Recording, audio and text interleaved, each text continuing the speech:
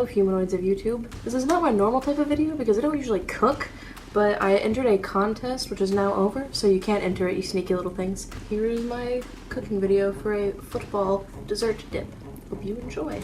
So here are all the ingredients that I used. You don't have to use all of the same brand as me, but this is just what I used. I did also use green food coloring, so make sure you have that somewhere. First I'm going to start washing my hands because that's the most important part of cooking. You don't want to give everyone you feed diseases. Now to start with the actual cooking processes. Preheat the oven at 350 degrees Fahrenheit.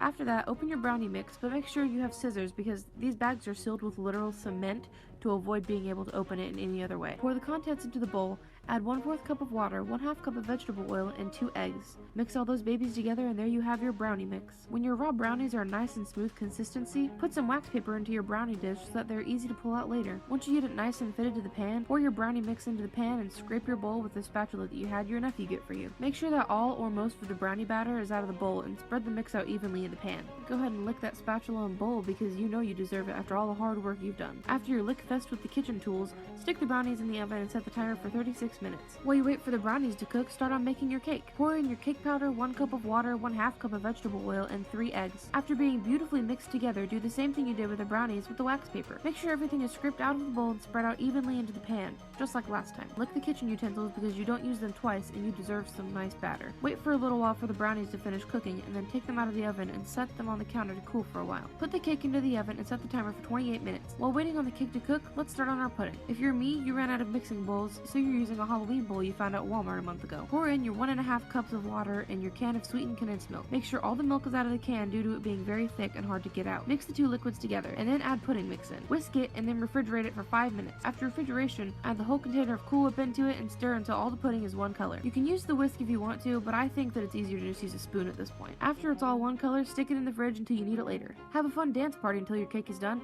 and take it out of the oven after the timer goes off. Don't forget to turn off the oven. Set the cake on the counter to cool, and after it's done cooling, take both of the brownies and the cake out of their pans. Start tearing up bits of brownie and spreading them onto the bottom of your dish for your dip. I'm just spreading it around until I have a thick layer of brownies for the bottom layer. The next layer is pudding, and I would use about half of what you have in your bowl or just enough to color the layer of brownies. The next layer is cake crumbles, and all you have to do is grab the cake and mush it up in your hands. It'll turn into crumbles that you can sprinkle as a layer. Once you feel you have enough cake, warm up your tub of frosting for a short time in the microwave to make it easier to spread out, and apply a layer of frosting. Separate the rest of your pudding into 2 bowls, having one bowl with about 60% of the pudding you have left, one having 40% and one having 20%. In the bowl with the most pudding, put a lot of green food coloring to make it resemble grass. Continue to add more food coloring if you don't think it's dark enough yet. In the other bowl, put a lot of frosting in it to make it brown for the football. Be careful to not put too much frosting though, because you don't want to overpower the pudding flavor. Take that last bit of pudding you left in your original bowl and put it into a smaller bowl. Set it aside and get some cookies out. Put a bunch of them in the bag and crush them up with your kitchen version of a Mjolnir hammer. Crush them with your hands if you don't trust yourself with a hammer because you're clearly not Thor. Put your 3 pudding bowls near you again and divide up the cookies you have amongst the bowls. Mix in the cookies after correctly distributing them. Now time for the final layer, more pudding. Start with the green and make it kind of outline for the football, leaving the middle blank so that you don't run out of pudding to use. Start making the football next. This one is hard obviously because of the shapes and the cookie chunks, but it's possible, and I think that if you're very careful you can get it just right. The last thing to do is to deal with the laces on the football. This is probably the hardest because the shape is so weird and small, but it is doable. Keep fidgeting with it until you feel that it's just right, and when finished, keep the dish refrigerated. This dish is good with graham crackers, vanilla wafers, or for the feisty people, just a spoon. So we're here to taste it. This is my friend Grayson.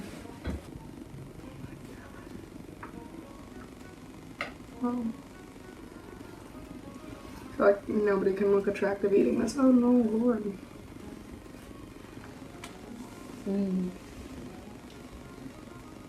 Top notch. That was really good. Really top notch quality. Like, I would probably pay for it. It's good. So that's it, friends. Goodbye. Ooh, I am afraid.